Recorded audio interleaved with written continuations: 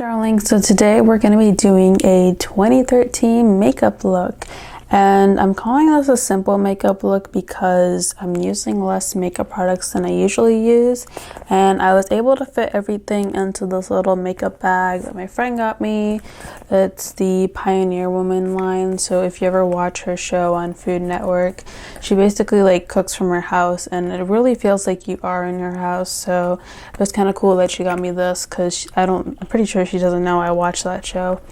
But we're gonna start off with 2013 makeup. So when it was 2013, I was 13 and I moved to India, so I wasn't allowed to wear makeup at school because it was a private school, but I still used to like watch beauty tutorials, and I'd like have wish lists of like what makeup I want to wear. So I looked up makeup products that were popular in 2013, and we're going to be using those today. And all of these makeup products are still sold at stores. I'll have them linked down below. There are some other makeup products that I wanted to try, but then I ended up not trying, so I'll tell you all about them now. So first up is the Benefit Porefessional Primer, and a lot of people say this baby skin primer from Maybelline is a dupe to it. Now I have the mini size, so they're obviously not the same size, but this one is supposed to be an instant pore eraser, and then this one's supposed to be a pore primer. I'm not sure if this one was popular in 2013, but it probably was like a few years later on when people realized this was a good dupe for this. But anyhow, let's go in with the pore primer from Benefit.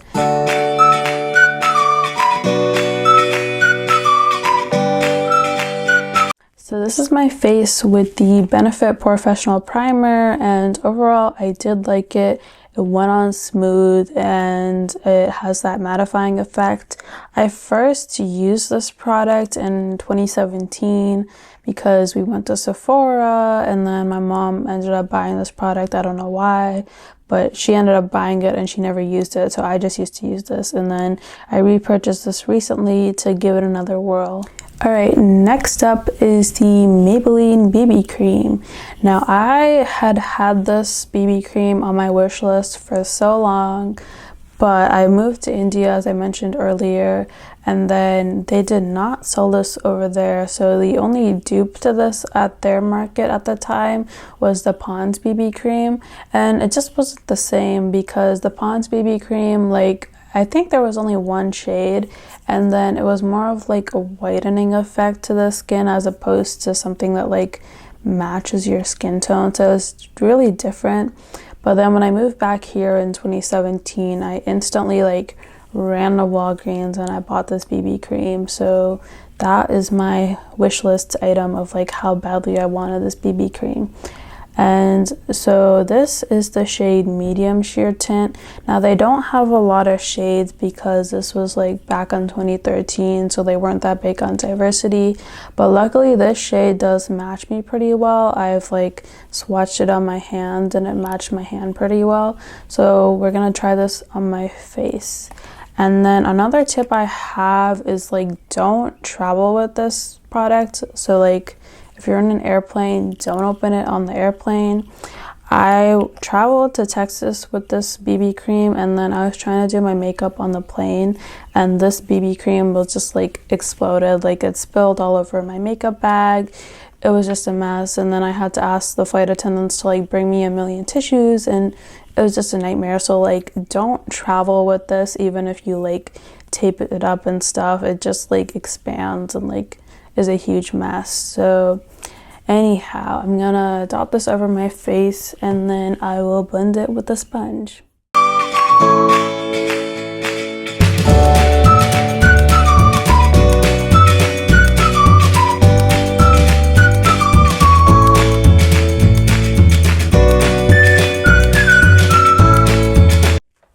So this is my face with the BB cream. I did 2 layers of this because I felt like I wanted more coverage, and that's mostly just because like I have like darkness around my like mustache area and like a little bit of acne marks here and there.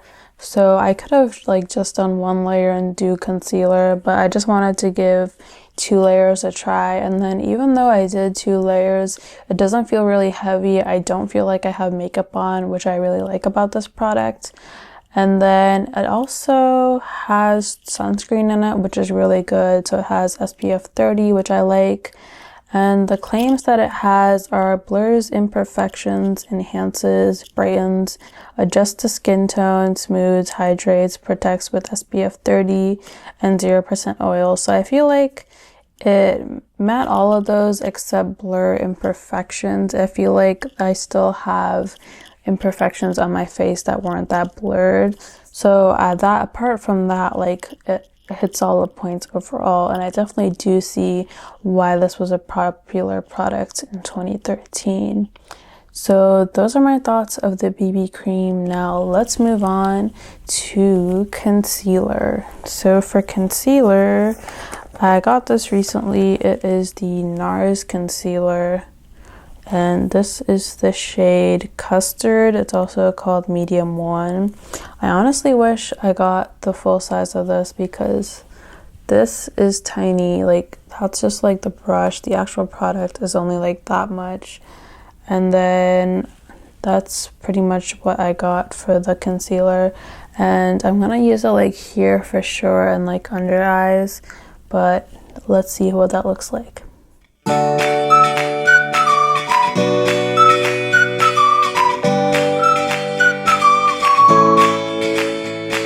Alright, so this is one layer of concealer. I had to blend some of these areas off camera because I couldn't really see with my glasses, and this was pretty easy to blend out. However, like, I don't know if you can see, but like there's like a dark spot still over here from like a pimple that I had, so I'm gonna try to blend it out again with some more product.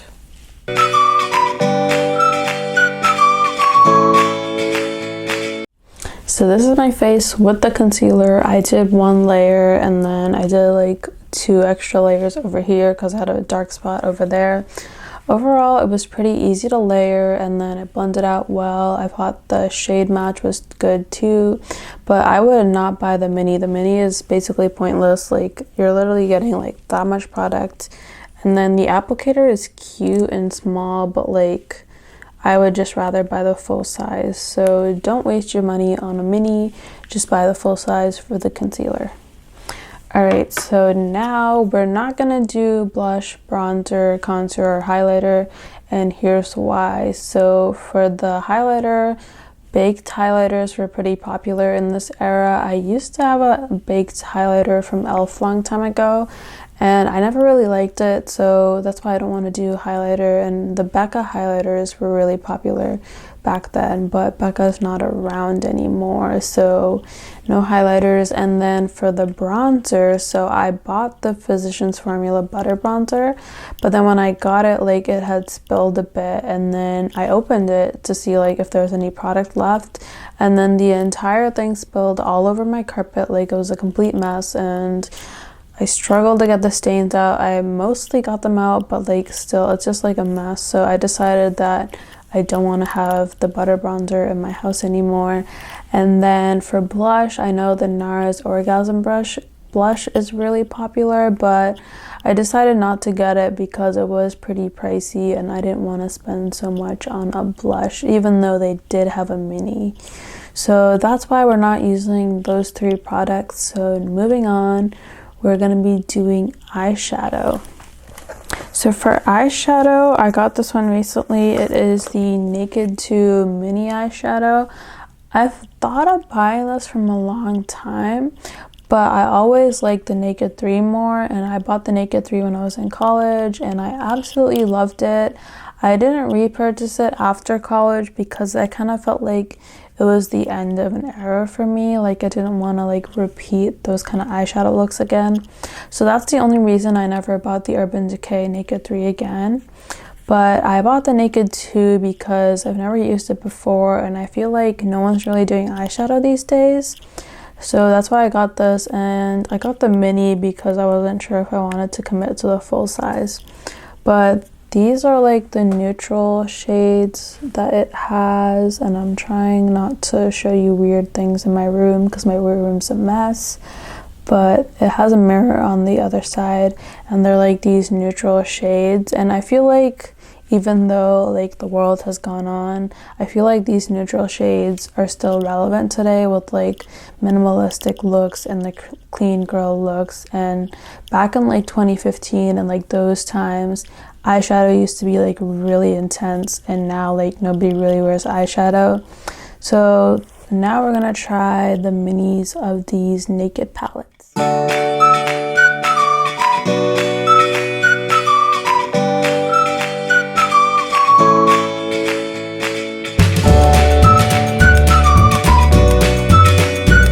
And it's pretty neutral looking, like you can't really tell that I have eyeshadow on. But I did think the palette was a little messy to use. Like if you look up close, you can see all that like powder getting everywhere. And then since it's like a smaller palette, like the shadows are smushed together a bit, so it can kind of get compact when I'm trying to like reach for a shadow. So the colors I used were Frisk and Cover. And since this has 6 colors, the way to use it is pretty simple. So like you can either use like the first 2, the second 2, or the last 2. And I feel like for the most part, I'll probably use the second 2 and like maybe the last 2. The first 2 are a little bit too light for me, so I don't think I'll really use those. But overall, I think this is a nice shadow palette to have if you're going on a business trip, because the colors are neutral and then you can just like pop this into your bag. So this is nice for like a business trip or like a corporate look. But for everyday looks, I personally would want something more fun than this. But that's my opinion. So now we're gonna do the Stila liquid eyeliner. And I used to have this in like a mini, so I repurchased the full size because I did like the mini. And here it is. So that's what the tip looks like, and I'm gonna do my eyeliner. And this is the eyeliner look. So overall, it's pretty black, it's pretty easy to use. I feel like the size of this is like also easy to grip, which is what I like about it. And this is supposed to be a waterproof liquid eyeliner, so let's try making a smiley face like that. And we'll wait a few seconds for it to dry, and then we'll see if it budges. So while we wait for that to set, meanwhile we can do mascara. So unfortunately I didn't really like this, but since I have it, I'll just show you. So this is the Maybelline Rocket Volume Mascara, and I just feel like it's kind of outdated. Like I feel like there's so many better mascaras out there, and I was honestly kind of disappointed because Maybelline does make good mascaras, but this one just wasn't that good. So it's the Rocket Volume and Express, and this is what the brush looks like. So it's like really wide and like spiky, and I just didn't like it because even like the grip is kind of weird. Maybe they're all like this, I don't remember, but like just like not that convenient because it's like really big is why I didn't like it. But I'll show you what it looks like anyways. Okay, so this is what the Rocket Volume Mascara looks like, and it's not terrible, but like it's just not the best considering the market right now. I definitely have like other Maybelline mascaras that I like the purple one is a really good mascara that I used to like, and there's also like the yellow mascara that I really like from Maybelline. So this one just like isn't my favorite, and if you want to try it, you can definitely try it, but personally for me, I would not repurchase this. Now that we've waited a while, let's see if the Stila eyeliner is gonna budge or not. So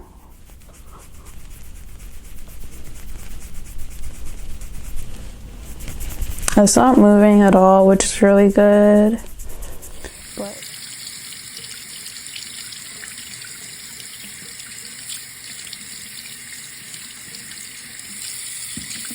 Alright, now I have the super famous MAC Ruby Woo lipstick. And this lipstick is supposed to be a universal red no matter what skin tone you are. I first purchased this in 2019 when I was visiting Austin, Texas, and I went to a MAC store over there. So this is like the first thing I've ever owned from MAC. And I obviously like haven't kept that, like it's super old. It was a mini. I repurchased this from Macy's and this is a full size, right? I'm pretty sure it's a full size. But I got this in like a gift set. So it was like this, and then it was this other lipstick from MAC that I got in the gift set. So going back to Ruby Woo, this is a red lipstick and I will show you what it looks like. This is the MAC Ruby Woo, and it does look a lot more intense than I remembered, but I think that's also because like the red shirt I'm wearing doesn't go all too well with this. I think a black shirt would do better with this, which is funny because I usually do recommend like wearing a red or black shirt with the red lipstick, but this one's so intense that I feel like a black shirt would be better. But overall, what I like about this is that it smells really good. I don't know how to describe it, but it does smell good. It doesn't smell like lipstick, like how normally lipstick smells like. And then the black packaging is nice. It has that sleek look to it. And then what I like about the MAC lipsticks is they don't really like budge that easily. Like I know a lot of lipsticks, like they go on like super smooth, which is great, but then at the same time I feel like they move around more. Let me see how much this transfers. So it transferred that much, which in my opinion for a lipstick, that's not bad. You can still see the color on my lips. Like it doesn't look like anything faded when I did that. But overall, that is the MAC Ruby Woo. And then our last step is to use the Urban Decay setting spray. And that is the end of our 2013 makeup. So overall, I definitely do think that even though I did like a neutral eyeshadow and then I didn't do like blush, highlighter, bronzer, it's still a bold look because I was able to use the MAC Ruby Woo, which made it like a bold and fun look. And then I already explained which products I would use and like repurchase again. So that's my review of each of the products. Now let me know in the comments what products you were obsessed with in 2013, if you wore makeup in 2013, and if you didn't wear makeup in 2013, then what do you think about the products that were popular then? Would you actually use them now or would you not use them now? What do you think about 2013 makeup? Thanks for watching. Bye.